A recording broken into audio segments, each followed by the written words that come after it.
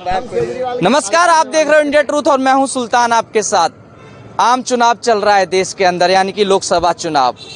जैसे जैसे गर्मी बढ़ रही है और चुनाव की भी गर्मियां सर चढ़कर बोल रही हैं, आरोप प्रत्यारोप का दौर तेज हो चुका है राजनीति में। अब आखिरी चरण में चुनाव पहुंच चुका है, यानी कि अब 4 चरण बचे हुए हैं। लेकिन विपक्ष का लगातार दावा है कम वोटिंग पर कि बीजेपी हार रही है, लेकिन बीजेपी कह रही है ये 400 पार का नारा हमारा नहीं, जनता का है और 400 पार करेंगे। कल वाराणसी में प्रधानमंत्री ने नामांकन भी कर दिया, लेकिन सियासत में तड़का तब लगा जब केजरीवाल को अंतरिम जमानत मिल गई। लगातार धुआंधार चुनाव प्रचार कर रहे हैं, चाहे आम आदमी पार्टी के लिए, चाहे इंडिया अलायंस के जो कैंडिडेट हैं उनके लिए। आज उदित राज के लिए दिल्ली में रोड शो किया।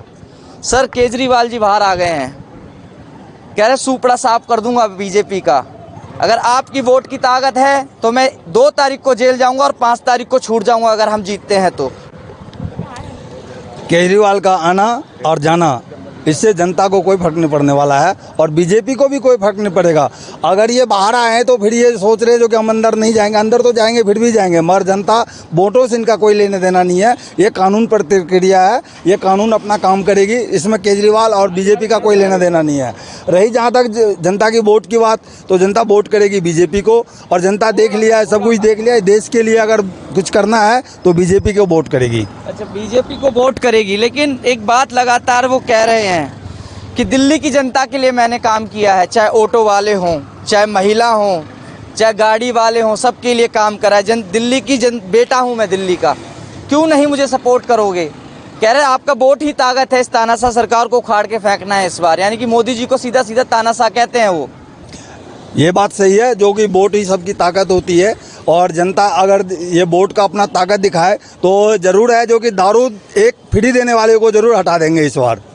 जो एक के साथ एक फ्री किया था, हर घरों में दारू बुरा करा था, फ्री तो मिल रही थी दारू पीने वालों के लिए तो सही था, क्या बुराई कर दी थी क्या? अगर लोगों को, महिलाएं हैं, माताएं बहनें को अगर दिक्कत नहीं होगी तो केजरीवाल को वोट करेंगे, और नहीं तो एक के साथ जो एक फ्री दिया उनका जवाब जरूर मिलेगा केजरीवाल को इस बार। अच्छा, कांग्रेस को कोसते थे, कभी कांग्रेस को कोसते थे, आज दिल्ली में गठबंधन में चुनाव लड़ रहे हैं। कभी कांग्रेस को कहते थे सबसे भ्रष्ट पार्टी है, आज उन्हीं के साथ चले गए, आज उनके उम्मीदवार के लिए प्रचार भी कर रहे हैं, जहांगीरपुरी में रोड शो कर रहे हैं। देखो, ऐसा है भाई साहब, ये हम आपको पहले ही बता चुके, ये आदमी जो है दोगला है।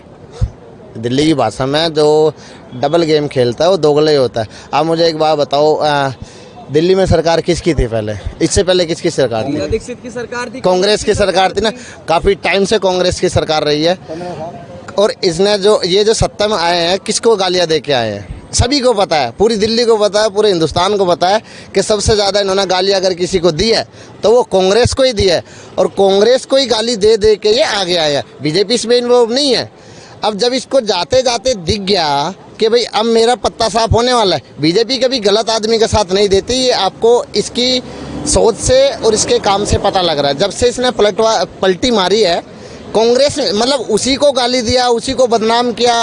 अगर वो इतनी खराब थी, कांग्रेस अगर इतनी खराब है, तो उसके साथ गठबंधन करने का क्या मतलब हुआ? बीजेपी तो उससे कभी, बीजेपी से तो कोई टकराव ही नहीं है।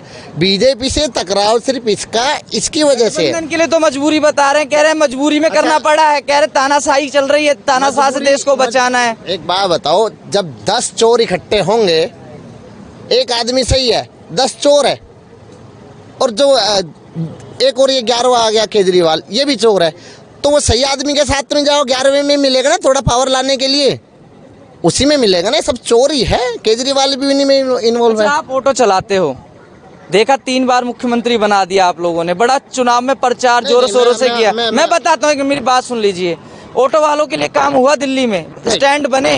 नहीं। गाड़ी सस्ती हुई? कुछ नहीं हुआ भाई साहब। 8.5 लाख रुपए की, 9 लाख रुपए की गाड़ी है ये, जितने भी ऑटो वालों से पूछ लो। जो नया मॉडल आ रखा है AA और AB, 8.5 लाख रुपए की गाड़ी पड़ती है आदमी को घर में, तो उसमें कहाँ हो गया? अब ये मीटर दिखाओ मैडम, इधर ये मीटर देखो आप, ये मीटर लगा हुआ है, ये मीटर पहले शीला दीक्षित के टाइम में जो है मेरे ख्याल से 450 या 500 रुपये में पास होता था। आज के टाइम में अथॉरिटी पे चले जाओ, अब सारे कागज पत्तर सब निपटाने के बाद 1250-1500 रुपये में होता है। तो कहते हैं सारे काम आसान कर दिए हैं, चाहे लाइसेंस बनवाना हो, चाहे ट्रांसफर करवानी हो, गाड़ी घर बैठे कर लो पोर्टल से। सबसे अच्छी सुविधा उन्होंने कर दी है। आसान अगर कर दिए तो उसका डबल या 3 गुना, मतलब 450 और 1250 रुपये में 3 गुना का फर्क होता है। ट्रांसपोर्ट डिपार्टमेंट किसके पास में? केजरीवाल के पास में है ना। इसको सोचना चाहिए था, जो बंदा अपने ऑटो के पीछे साला जैसे इसने लिखा रखा वाहिगुरु सतनाम, ये वो कुछ ना लिखवा के आई लव केजरीवाल लिखवा रखा है। अरे वो तेरे को अगर इतना प्यार करते हैं, तुझे इतना सपोर्ट किया, आज हिंदुस्तान में कहीं भी चले जाओ आप, और जो भी बंदा दिल्ली आता है, दिल्ली के वो लोग भी सीधा सीधा मुंह पे गाली दे के जाता है ऑटो वालों के, तुमने जिताया है। ये रियल है, वो हमें बोलता है कि तुमने जिताया। तो ये बड़ी भूमिका रही थी आपकी। नहीं भाई साहब, ये बात सच है, हम बोल रहे हैं। हमने पहली बार हमने भी केजरीवाल को वोट दिया। हमने सिर्फ इस सोच से दिया था कि कांग्रेस चली जाएगी कोई बात नहीं, बीजेपी से हमें कोई वो नहीं है, कोई दिक्कत ही नहीं बीजेपी से। हमने सोचा था चलो स्टेट गवर्नमेंट में इसको रखेंगे, सेंटर में अपना बीजेपी है। लेकिन इसने क्या किया साला, इसने उसी को उंगल कर दी जो सेंटर में है, उसने हमें भी उंगल कर दी, सारा काम खराब करके रखा।